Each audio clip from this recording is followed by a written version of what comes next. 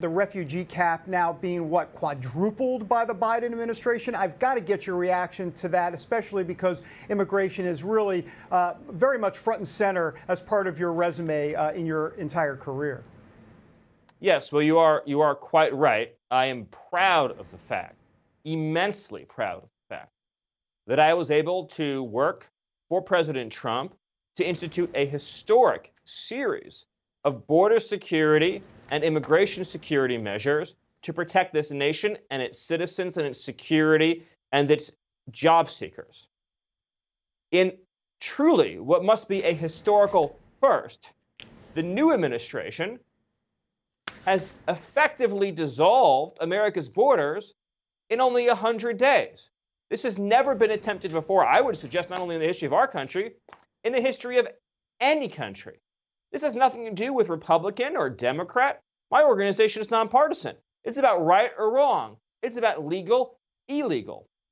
Not only has this administration launched the worst border crisis we've ever seen, but as you mentioned, in the midst of this, they've more than quadrupled the refugee cap. Just to explain to your audience what that means.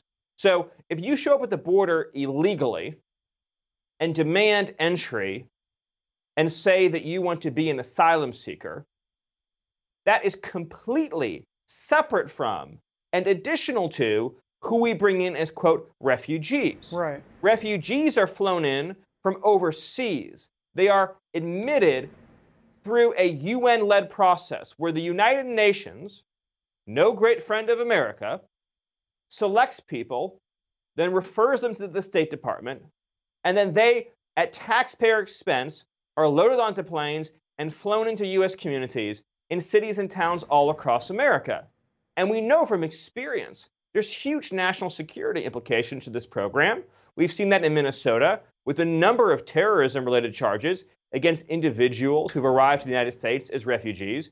But there's also huge financial implications. Yeah. If you come here as a refugee, you're entitled to free health care, you're entitled to free education, you're entitled to free food support. And so the cost to taxpayers in the middle of a pandemic is enormous.